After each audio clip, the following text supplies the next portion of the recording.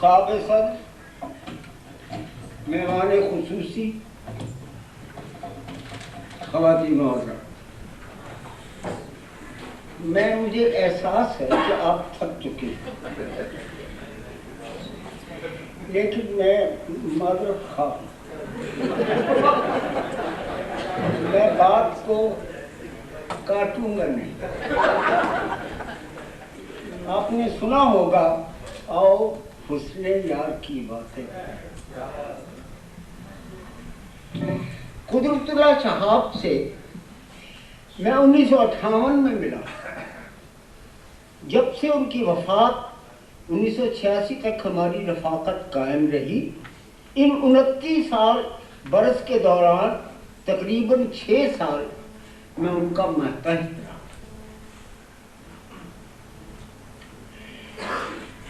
قدرت اللہ کی شخصیت کے 3 پہلوؤں نے مجھے متاثر کیا۔ پہلا،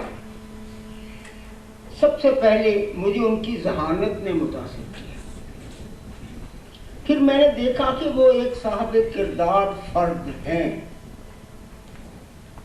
آخر میں مجھے پتہ چلا کہ وہ ایک گپت بزرگ ہے اور کسی مشن کی تکمیل کے لیے ڈیوٹی پر لگے ہوئے۔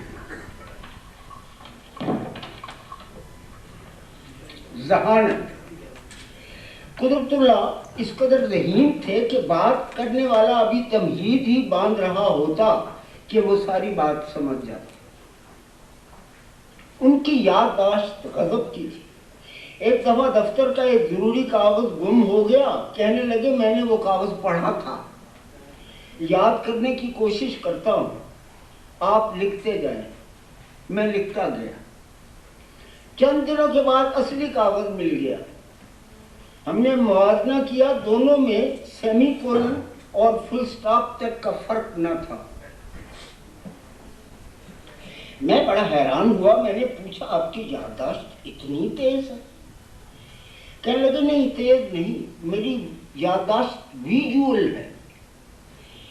کتاب کا لکھا ہوا صفحہ سامنے آ جاتا ہے۔ کالج میں میرے پروفیسر مجھ سے بہت بدظن تھے، کہتے تھے امتحان میں تم کتاب سے نقل کرتے ہو۔ یہ بیماری خاندانی ہے۔ قدرت اللہ کے والد نے علی گڑھ سے ایم اے انگلش کیا، اول آئے۔ سر سید نے کہا ہم آپ کو آئی سی ایس کے لیے انگلستان بھجوائیں گے۔ والدہ نے سمندر پار جانے کی اجازت نہ دی، اس لیے عبداللہ صاحب چوری چوری علی گڑھ سے بھاگ نکلے اور گلگت کے گورنر کے دفتر میں جا کر کلرک بن گئے۔ سر سید کے ڈر کی وجہ سے انہوں نے دفتر میں خود کو میٹریکولیٹ ظاہر کیا اور کئی ایک سال وہاں کلرکی کا کام کرتے رہے۔ قدرت اللہ نے ایم اے کرنے کے بعد مقابلے کے 3 امتحان دیے، اکاؤنٹس، پی سی ایس اور آئی سی ایس۔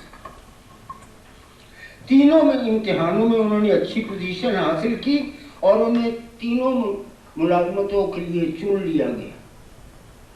قدرت اللہ شہاب کے بیٹے ثاقب شہاب نے پچھلے سال ایم بی بی ایس کیا اور وہ یونیورسٹی میں اول آئے۔ قدرت اللہ شہاب کی انگریزی نہایت عمدہ تھی۔ قدرت اللہ شہاب کی انگریزی نہایت عمدہ تھی۔ اپنے نوٹس وہ دفتری انگریزی کی بجائے ادبی انگریزی میں لکھتے تھے۔ دفتر میں ان کے نوٹس یوں لگتے جیسے دیہاتنوں میں میم بیٹھی۔ سارا دفتر باری باری ان کے نوٹس پڑھا کرتا تھا۔ ان نوٹس میں وہ بات الفاظ میں لائے بغیر کہہ جاتے تھے۔ بین السطور بات کہنے میں انہیں بڑا ملکہ حاصل ہے۔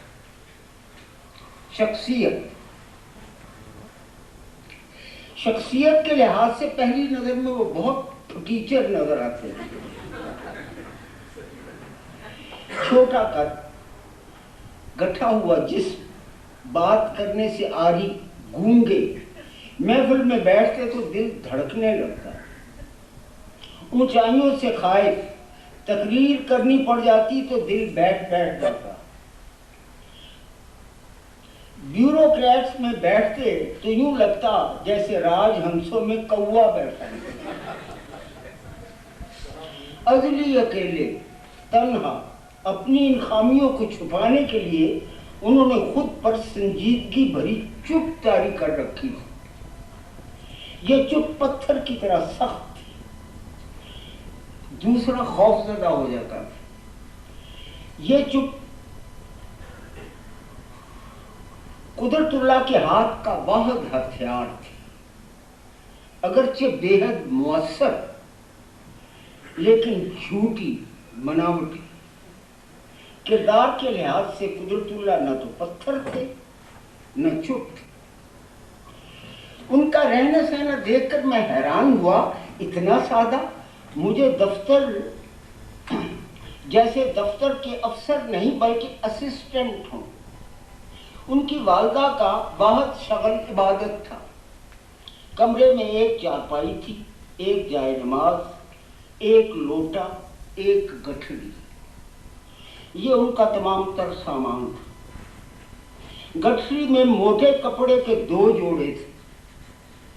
एक वो पहन लेती थी, दूसरा रोज अपने हाथों से धोकर सुखाती थी। ये ICS की वालदा थी। हैरत की बात थी कि कुदरतुल्लाह अपनी माँ के इन तौर तरीकों पर शर्मिंदा ना होते। वो माँ का बेहद एहतराम करते थे। उनका ईमान था कि उनकी जिंदगी की तमाम तर बरकतें वालिदा के दम करम से। गालिबन इसी वजह से उनकी तहरीर बाउन्वान माँ जी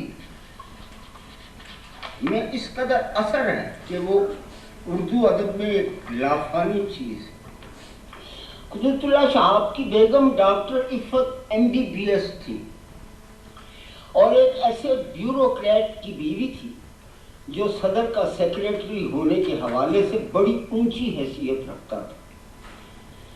इसके बावजूद डॉक्टर इफ़त अपनी टूटियां उठाकर सुबह शाम 2 दफा सदर घर के सर्वेंट क्वार्टर्स का चक्कर लगाती थी।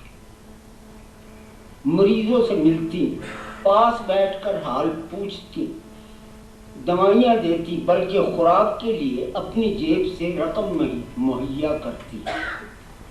बाद में उन्होंने रावलपिंडी में एक सोसाइटी बनाई जिसका मकसद गरीब नादार मरीजों के लिए महंगी दवाइयाँ मुफ्त दस्तयाब करना था।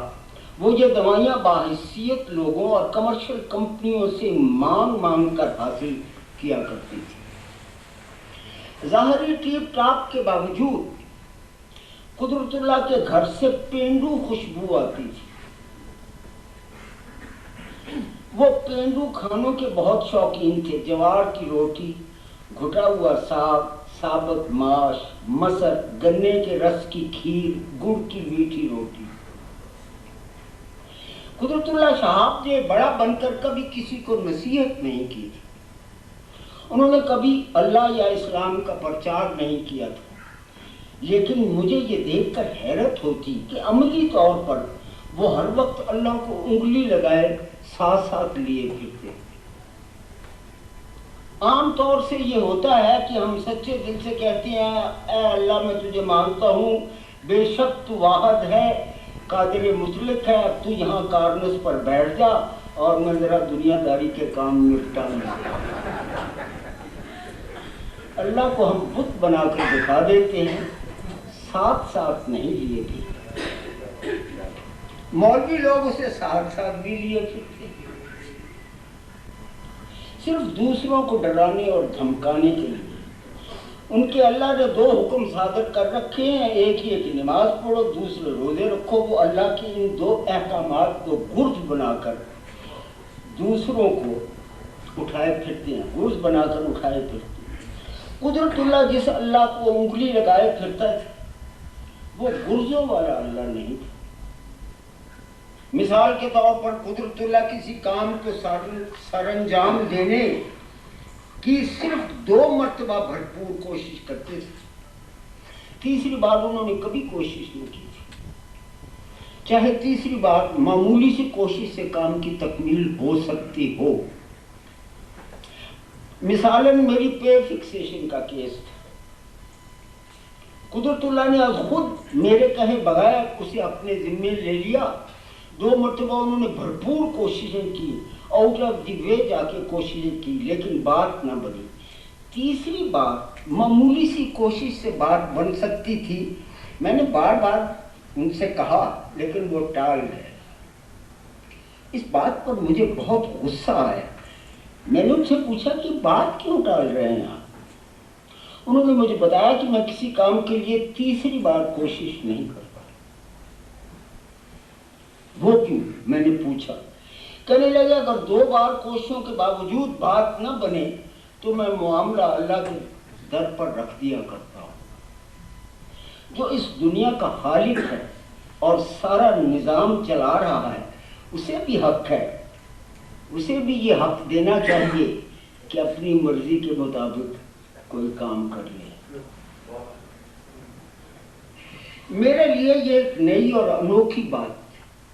قدرت اللہ کے اس رویے نے مجھ پر گہرا اثر کیا. قدرت اللہ کہنے لگے دراصل چاہیے تو یہ کہ تمام معاملات اللہ کے حوالے کر کے ہم سکھی ہو جائیں. حوالگی میں بڑا آرام ہے, سکون ہے, سکھ, لیکن مجھ ایسے دنیا دار میں اس کی اہلیت نہیں. اس لیے میں نے یہ اصول بنا رکھا ہے کہ 2 بار بھرپور کوشش کے بعد معاملہ اللہ کو سونپ دیتا ہوں. ممکن ہے اسے کوئی بہتر صورت منظور. کابینہ کی میٹنگ ہو رہی تھی. زیر بحث معاملہ پھانسی کے خلاف رحم کی اپیل سے متعلق تھا.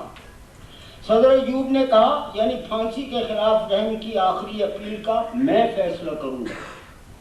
قدرت اللہ اٹھ بیٹھے, بولے جناب آخری فیصلہ اللہ کے ہاتھ میں ہوتا ہے. صدر ایوب مسکرائے, بولے یہ تو طے شدہ بات ہے, اسے بار بار دہرانے کی کیا ضرورت ہے؟ قدرت اللہ صاحب نے کہا عالی جان اسے بار بار دہرانے کی اشد ضرورت ہے. میں نے قدرت اللہ سے پوچھا کہ بار بار دہرانے کی کیوں ضرورت ہے؟ کہنے لگے ہر مسلمان پر لازم ہے کہ وہ فائنلٹی آف گاڈ پر محکم یقین رکھے.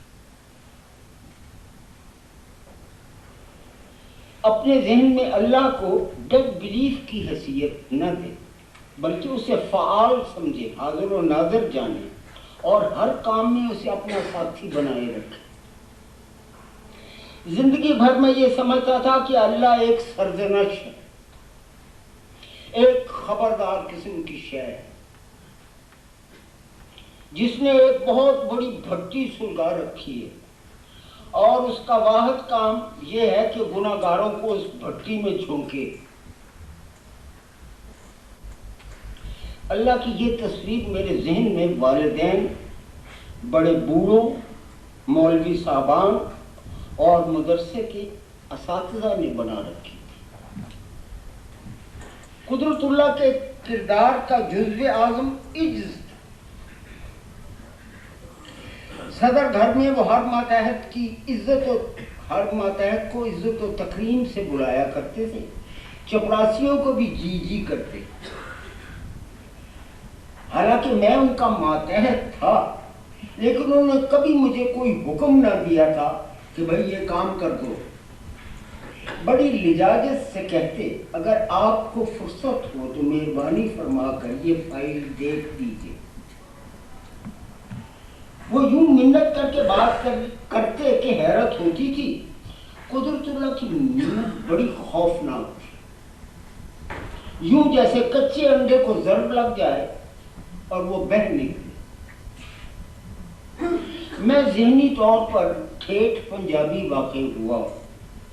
میری دانش میں جب تک تو تڑاک نہ ہو دوستی نہیں ہو سکتی. مجھے قدرت اللہ پر بڑا غصہ آتا تھا. یہ کیسا آدمی ہے جو مجھے دوست سمجھتا ہے لیکن ساتھ آپ کرتا رہتا ہے. پھر ایک اور حیران کن بات تھی. جب کبھی میں قدرت اللہ سے کہتا کہ فلاں آدمی بہت جھوٹا ہے, انار سے بھرا ہوا ہے, تو وہ جواب میں کہتے ہاں لیکن اپنے رنگ میں خوب آدمی.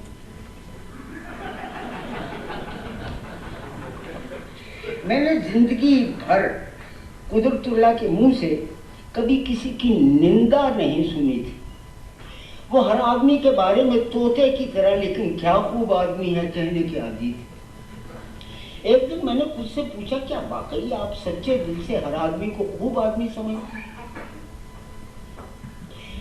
کہنے لگے میں کوشش کرتا ہوں کہ ہر شخص کو خوب آدمی سمجھوں، اگرچہ میں اس کوشش میں پوری طرح کامیابی حاصل نہیں کر سکتا، پھر بھی اپنی طرف سے کوشش تو کرتا ہوں۔ لیکن کیوں؟ میں نے پوچھا۔ میرا خیال ہے، وہ بولی، کہ کسی فرد کو خود سے کم تر نہیں سمجھنا چاہیے۔ میں نے چڑھ کر کہا آپ کو احساس ہے کیا کہ افراد کے متعلق آپ کی سپاٹ رائے کو سن کر دانشور کیا سمجھیں گے؟ بولے اس سے کچھ فرق نہیں پڑتا۔ کیوں نہیں پڑتا فرق؟ لوگوں کی رائے سے فرق نہیں پڑتا، اپنے احساسات سے بہت فرق پڑتا ہے۔ جب میں نیا ان کے ماتحت کی حیثیت سے صدر گھر گیا تو ایک روز ایک سیٹھ صاحب آ گئے۔ قدرت اللہ نے ان سے میرا تعارف کرایا، یہ میرے دوست ممتاز مفتی ہیں۔ سیٹھ صاحب بڑے بے تکلف قسم کے آدمی تھے، چھوٹتے ہی بولے مفتی صاحب اس شخص کو دوست نہ بناؤ، خطا کھاؤ گے، یہ شخص کسی کا دوست نہیں ہے۔ کیوں؟ میں سچ کہتا ہوں نا، انہوں نے شہاب سے پوچھا۔ شہاب مسکرا رہے تھے۔ سیٹھ نے کہا جب یہ نیا نیا کراچی تبدیل ہوا تھا تو ہم نے اپنے دستور کے مطابق اسے عیدی بھیجی۔ ہمارا یہ دستور ہے کہ ہم گنے چنے افسروں کو عیدی بھیجتے ہیں۔ ہم ان افسروں سے کوئی کام نہیں کرواتے، کوئی سفارش نہیں کرواتے، صرف گڈ ول کی بنا پر عیدی بھیجتے ہیں۔ مفتی صاحب ہمیں سفارش کی کیا ضرورت ہے، ہمارے پاس پیسہ ہے۔ شہاب صاحب کہنے لگے مفتی صاحب ہوا یوں کہ میں شام کو سیر کے بعد گھر آیا تو دیکھا کہ ایک کمرہ مٹھائی کی ٹوکریوں سے بھرا ہوا ہے اور دوسرے کمرے میں کپڑوں کے تھانوں کا ایک انبار لگا ہوا۔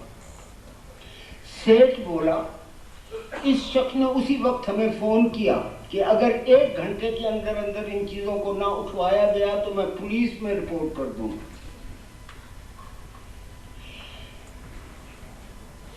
ہم نے اسے بہت سمجھایا کہ دیکھ یہ رشوت نہیں، عیدی ہے، تو ہماری عیدی کی توہین نہ کر۔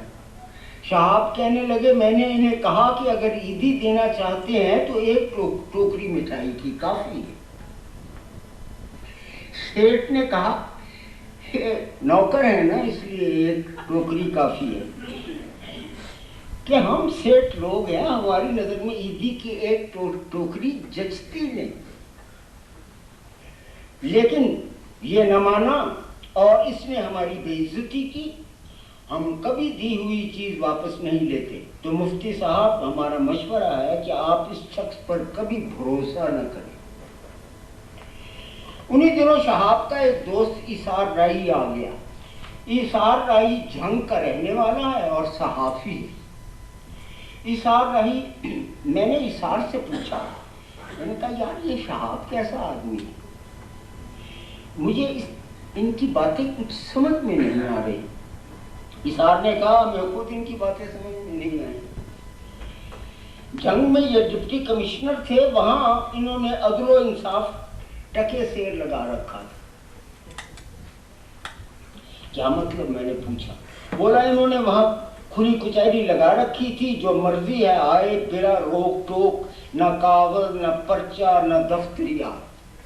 لوگ دور دور سے آتے تھے، اپنی اپنی مشکل کا حال دیتے تھے، یہ وہیں فیصلہ کر دیتے تھے، حکم جاری کر دیتے تھے۔ حکم کی تعمیل نہ ہوتی تو خود موقع پر چلے جاتے۔ ایثار نے کہا جھنگ کے عوام آج بھی ان کا نام لے کر سبحان اللہ کہتے ہیں۔ جب یہ وہاں سے تبدیل ہوئے تو ضلع کے افسروں نے مٹھائی بانٹی اور عوام ڈھائیں مار مار کر روئی۔ پھر لاہور سے میرے ایک دوست آ گئے، برسبیل تذکرہ شہاب کا ذکر آ گیا، کہنے لگے تو اسے نہیں جانتا؟ میں نے کہا نہیں۔ بولے تقسیم کے بعد یہ لاہور میں ڈائریکٹر آف انڈسٹریز تھا، سارا دن یہ ادیب حاجت مندوں کو تلاش کرتا رہتا تھا کہ ان کے نام کوئی چیز الاٹ کرے۔ بہاریات کے دوسرے افسروں کے پیچھے پیچھے حاجت مند پھرتے تھے، یہ حاجت مندوں کی تلاش میں سرگردان پھرتا رہتا تھا۔ ان باتوں نے قدرت اللہ شہاب کی شخصیت کو میرے لیے ایک معمہ بنا دیا۔ ان دنوں میں ایک عقلی آدمی تھا، شک و شبہات سے بھرا ہوا۔ مجھے یقین نہیں آتا تھا کہ کوئی آدمی ایسا بھی ہو سکتا۔ صدر ایوب سے بھی شہاب کے تعلقات عجیب نوعیت کے تھے۔ صدر ایوب کی شہاب کے دل میں بڑی عزت تھی، بڑے احترام سے انہیں ملتے اور ان کا ہر حکم یوں بجا لاتے جیسے اول درجے کے جی حضوریے ہوں۔ لیکن شہاب نے کبھی صدر کی ہاں میں ہاں نہ ملائی تھی۔ جب بھی صدر ایوب شہاب کا مشورہ پوچھتے تو وہ اپنے اختلاف رائے کو برملا کہتے تھے۔ صدر ایوب شہاب کی اس عادت سے بڑے تنگ تھے اور وہ شہاب سے کہا کرتے تھے must you throw a brick on my head every time you speak۔ اس پر شہاب صاحب کہا کرتے تھے کہ جناب والا، آپ میرے افسر ہیں، ملک کے سربراہ ہیں، آپ کے حکم کو بجا لانا میرا فرض ہے، لیکن اگر آپ میری رائے پوچھیں گے تو میں اختلاف رائے پیش کرنے پر مجبور ہو جاؤں۔ صدر ایوب جب بھی قدرت اللہ شہاب کو بلاتے، چپڑاسی آ کر کہتا لاٹ صاحب نے سلام لیا۔ صدر گھر کے چپڑاسی پاکستان کے قیام کے بعد بھی صدر صاحب کو لاٹ صاحب ہی کہا کرتے تھے۔ برطانوی دور کی روایت ابھی تک چل رہی تھی۔ پہلے اور دوسرے بلاوے پر شہاب اچھا کہہ کر اپنے کام میں مصروف ہو جاتے۔ میں نے چپڑاسی سے پوچھا، وہ کہنے لگا کہ ہمیں پتہ ہے کہ صاحب لاٹ صاحب کے تیسرے بلاوے پر حاضری دیتے ہیں، اس لیے ہم باہر سٹول پر بیٹھ جاتے ہیں اور ہر 5 منٹ کے بعد اپنے آپ بلاوے کو دوہرا دیتے ہیں۔ میں نے شہاب سے پوچھا آپ صدر کے پہلے بلاوے پر کیوں نہیں جاتے؟ وہ بولے اس لیے نہیں کہ صدر صاحب کو یہ احساس ہو کہ ان کے بلاوے کے علاوہ بھی ضروری کام ہو سکتے ہیں۔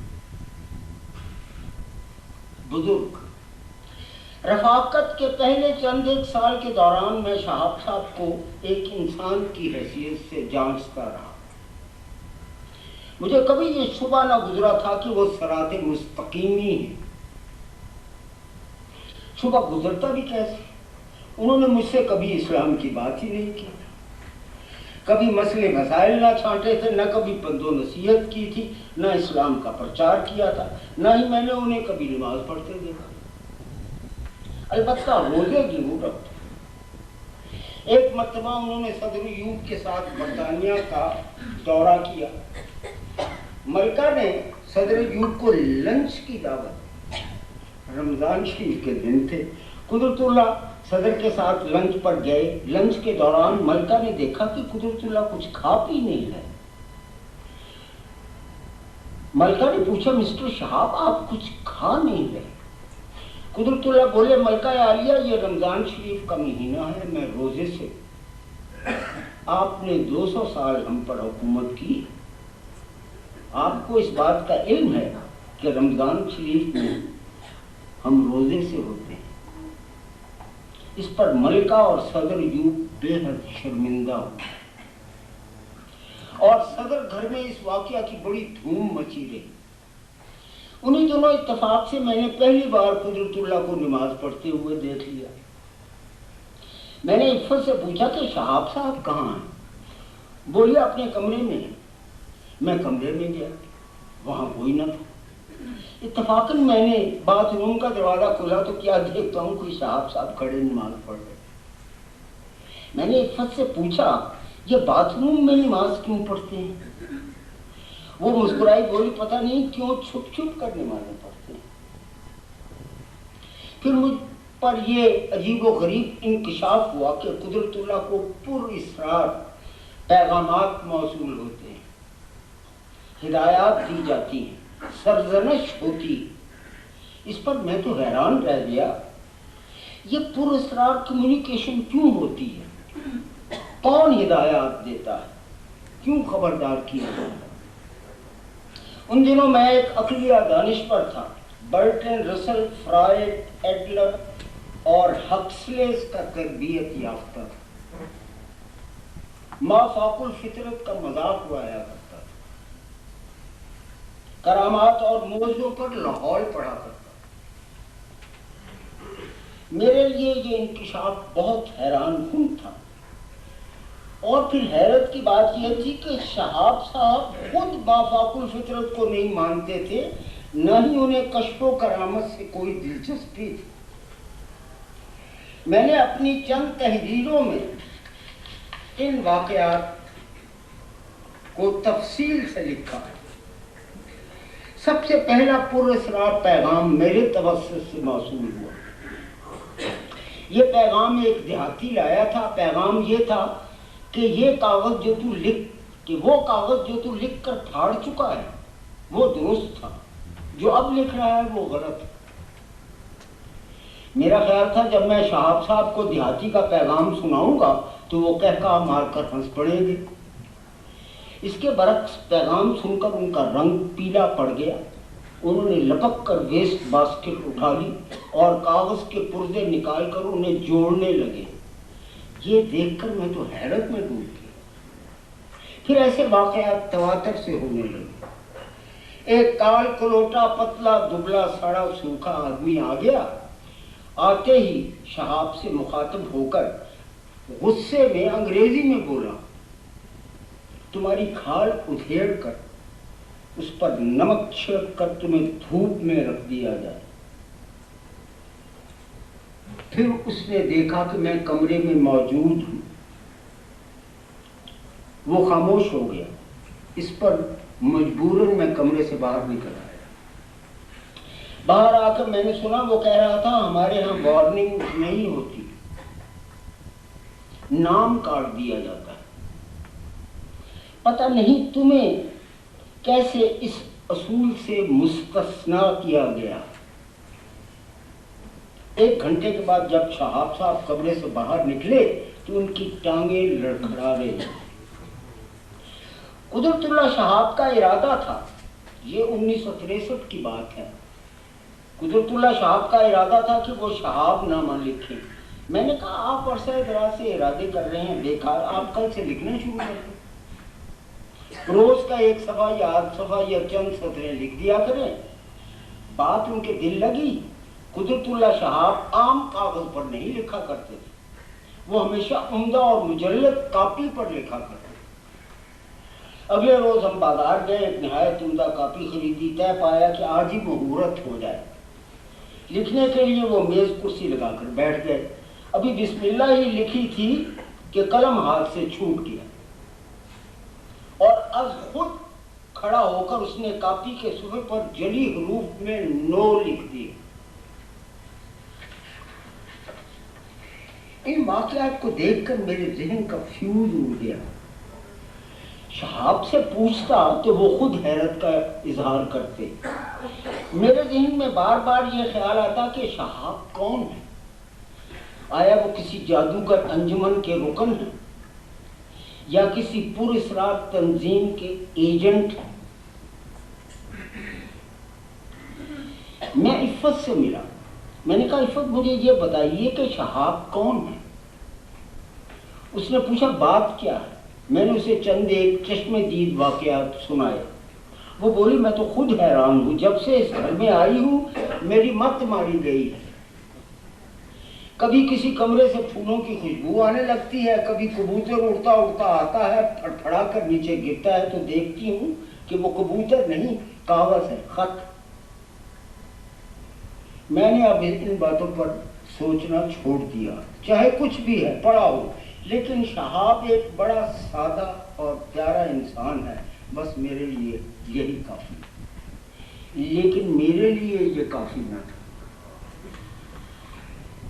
اتفاق سے ان دنوں ابراہیم شاہ آ گیا۔ میں نے اسے ساری بات بتائی۔ میں نے کہا یار میں تو یہاں دلدل میں پھنس گیا، بتا کیا کروں؟ انشا بولا میاں ہم ان باتوں پر نہیں سوچتے، ہمیں تو آم کھانے سے غرض ہے، پیڑ گننے سے نہیں۔ پھر میں نے اشفاق اور بانو سے بات کی، بار بار بات کی۔ سن کر اشفاق احمد بھیگ جاتا، لیکن جلد ہی اپنے پر جھاڑ کر سوکھا کا سوکھا رہ گیا۔ شہاب صاحب حضرت حاجی امداد اللہ مہاجر مکی کا بہت احترام کرتے ہیں۔ انہوں نے حضرت پر مجھے ایک کتاب بھی دی تھی جس کا میں نے مطالعہ کیا۔ ایک روز لاہور میں شہاب صاحب نے مجھ سے کہا چلیے آپ کو ایک بزرگ کی زیارت کروائیں۔ میں نے کہا کون ہے؟ کہنے لگے حاجی عبد المعبود ہیں، حضرت مہاجر مکی کے مرید ہیں، 1958 میں جنگ آزادی میں حصہ لیا تھا، عمر 150 سال سے زائد ہے، 50 سے زیادہ حج کر چکے ہیں، ہر سال حج پر جاتے ہیں، یادداشت بہت تیز ہے، 60,000 شعر زبانی یاد،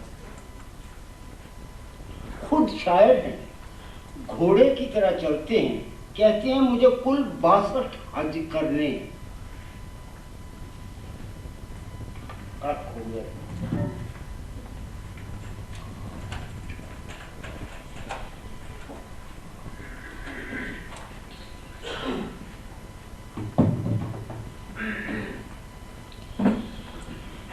کہتے ہیں مجھے کل 62 حج کرنے ہیں۔ میں نے کہا ان کا مرتبہ کیا ہے؟ کہنے لگے بہت بڑے بزرگ ہیں، بہت بڑے۔ میں نے کہا آپ انہیں کئی بار مل چکے؟ بولے آج پہلی مرتبہ ملاقات ہوگی۔ مجھے معاملہ کچھ گڑبڑ سا دکھائی دیا کہ پہلی مرتبہ ملاقات ہوگی لیکن ان کے متعلق کتنی واقفیت بھی ہے، بات کچھ گڑبڑ سی ہو گئی۔ شہاب مجھے لاہور چھاونی میں ایلگن روڈ پر ایک وسیع و عریض لیکن پرانی خستہ حال کوٹھی میں لے گئے۔ ہم کوٹھی کے ایک ہال کمرے میں داخل ہو گئے، آگے آگے شہاب تھے، پیچھے پیچھے میں تھا۔ ہال کے پرلے کونے میں چارپائی پر ایک بوڑھا بیٹھا ہوا تھا، میں دروازے کے قریب ہی رک گیا۔ بڈھے نے شہاب صاحب کو دیکھتے ہی شور مچا دیا، بسم اللہ بسم اللہ، چارپائی سے اٹھ کر آگے بڑھا اور والہانہ طور پر شہاب صاحب کے ہاتھ چومنے لگا۔ بسم اللہ بسم اللہ، ہم نے سرکار قبلہ سے درخواست کی تھی کہ ہمیں اس شخص کی زیارت کرا دیجئے جس پر آپ بہت خوش ہیں۔ الحمدللہ، وہ بولے کہ حضرت سرکار قبلہ نے ہماری درخواست منظور کر لی اور آپ کی زیارت کرا دی، بسم اللہ بسم اللہ۔ وہ پھر شہاب صاحب کے ہاتھ چومنے لگے۔ یہ دیکھ کر میں کمرے سے باہر نکل آیا۔ چند ایک ہفتوں کے بعد حاجی عبد المعبود کا ایک خط موصول ہوا۔ خط میں ملفوف ایک قصیدہ، شکستہ ہاتھ میں لکھا ہوا ایک قصیدہ۔ شہاب صاحب نے وہ قصیدہ مجھے دیا، کہنے لگے یہ عربی میں ہے، اگر ہو سکے تو کسی عربی دان سے اس کا ترجمہ کروا دیں۔ عربی دان میرا ایک ہی دوست جو یہاں ابھی قرت کر کے گئے، فیضی صاحب۔ تو میں فیضی صاحب کے بعد چلا گیا، میں نے کہا کہ فیضی صاحب اس کا ترجمہ کر دیجیے۔ انہوں نے مجھے ترجمہ کر دیا۔ اس قصیدے میں 11 شعر نمونے کے طور پر میں چند اشعار آپ کی خدمت میں پیش کروں گا۔ فیضی صاحب میرے واحد گواہ ہیں، لیکن بدقسمتی سے ایسے گواہ ہیں جن پر لوگ بھروسہ نہیں کرتے۔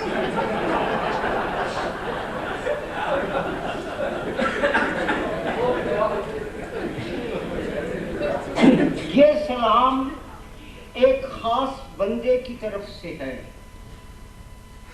جو مدینے کا رہنے والا، اور وہ سب سے بہتر وسیلے والے اللہ کے رسول کا قرابت دار ہے۔ وہ سفیروں کا سردار شہاب ہے جس کی خوبیوں کے خزانے سے نیکیاں کود کود کر گرتی ہیں۔ ہالینڈ میں حسن و سرفروشی نے اس سے ضیاء پائی ہے، بالکل پورے چاند کی طرح مانند جو کبھی ڈوبنے والا نہیں۔ اگر تم کرم و عنایت کا میرے ساتھ سلوک کرو تو تم اس کے اہل ہو اور خوبیوں والے انسان ہو، ورنہ میری بدقسمتی ہوگی اور میں محروم رہ جاؤں گا ایک کریم النفس انسان کی دریا دلی اور بخشش سے۔